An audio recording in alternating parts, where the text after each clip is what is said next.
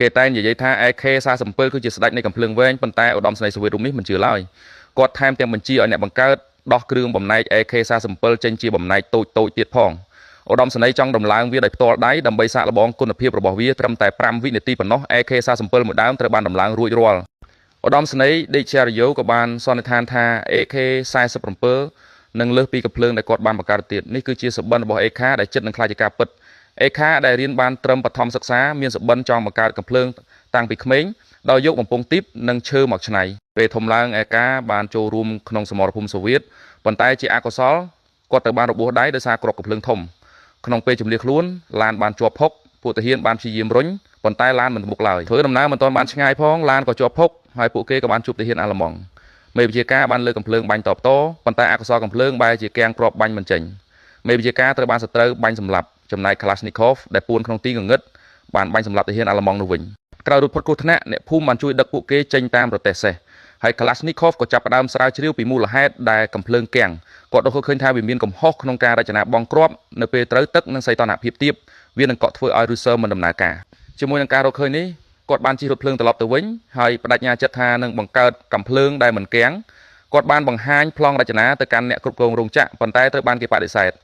គាត់ក៏ទៅរកអនុសេនីយ៍ឯកម្នាក់ទៀតដើម្បីសុំជំនួយសារការតាំងចិត្តខ្ពស់គាត់ទទួលបានបន្ទុកធ្វើការតូចមួយហើយចាប់ផ្ដើមគូគំនូប្លង់យ៉ាងសម្រុកកម្មករក្នុងរោងចក្របានស្ម័គ្រចិត្តជួយគាត់ធ្វើគ្រឿងបំណែកនៅពេលយប់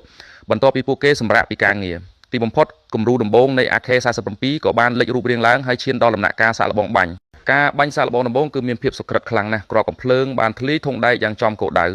ដើម្បីឲ្យកំភ្លើងនេះត្រូវបានផលិតទ្រង់ទ្រាយធំគាត់ត្រូវយកវាទៅឲ្យវីរៈសេនីយ៍ឯកម្នាក់ពិនិត្យ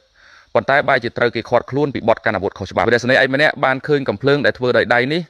ក៏យកទៅសាកល្បងបាញ់ហើយមានការភ្ញាក់ផ្អើលយ៉ាងខ្លាំងចំពោះគុណភាពរបស់វាគាត់ដឹងថា Kalashnikov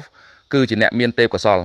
ក៏ដោះលែងរូបគេវិញនិងណែនាំឲ្យចូលរួមការប្រកួតរចនាអាវុធថ្នាក់ជាតិវីរៈសេនីយ៍ឯកបានណែនាំ Kalashnikov ទៅកាន់ឧត្តមសេនីយ៍ហើយឧត្តមសេនីយ៍ក៏បានសាកល្បងបាញ់ដោយផ្ទាល់និងពេញចិត្តជាខ្លាំង Kalashnikov បានធ្វើដំណើរទៅមូស្គូដើម្បីប្រកួតប្រជែងហើយទទួលបានជំនួយការស្រីម្នាក់ដើម្បីជួយរៀបចំប្លង់ទោះបីជាលើកដំបូងមិនត្រូវបានជ្រើសរើសប៉ុន្តែថ្នាក់លើនៅតែឲ្យតម្លៃលើសមត្ថភាពរបស់គាត់និងឲ្យគាត់បន្តស្រាវជ្រាវនៅកាហ្សាក់ស្ថានក្រោយការខិតខំទាំងយប់ទាំងថ្ងៃកំភ្លើងយន្តធុនស្រាលមួយទៀតត្រូវបានបង្កើតឡើងប៉ុន្តែវានៅតែមិនទាន់ត្រូវបានជ្រើសរើសដដែលការបរាជ័យពីរដងធ្វើឲ្យគាត់បាក់ទឹកចិត្តហើយចង់ត្រឡប់ទៅសមរភូមិវិញ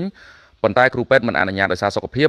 ឆ្នាំ1945អាល្លឺម៉ង់ចុះចាញ់សង្គ្រាមបានបញ្ចប់មនុស្សគ្រប់គ្នាអបអរសាទរប៉ុន្តែ Kalashnikov បែរជាមានអារម្មណ៍វង្វេងវង្វាន់គាត់បានសម្រេចចិត្តបន្តកែលម្អកំភ្លើងរបស់គាត់ឲ្យកាន់តែសាមញ្ញនិងមានប្រសិទ្ធភាពជាងមុនដោយដកចេញនៅរាល់ផ្នែកដែលមិនចាំបាច់មិនយូរប៉ុន្មាន AK47 ក៏បានចាប់កំណើតឡើងហើយត្រូវបានយកទៅប្រកួតប្រជែងជាមួយកំភ្លើងរបស់ឧត្តមសេនីយ៍ Dekcheryov សំឡេងកំភ្លើងបានតាក់ទាញចំណាប់អារម្មណ៍ទាហានល្បាតហើយ Kalashnikov ក៏ត្រូវបាននាំខ្លួនទៅជួបឧត្តមសេនីយ៍ម្ដងទៀតឧត្តមសេនីយ៍បានពិនិត្យមើលគ្រឿងបំណែក AK47 ហើយយល់ថាវាត្រូវបានរចនាឡើងយ៉ាងល្អឥតខ្ចោះនិងលើសពីកំភ្លើងរបស់គាត់ទៅទៀត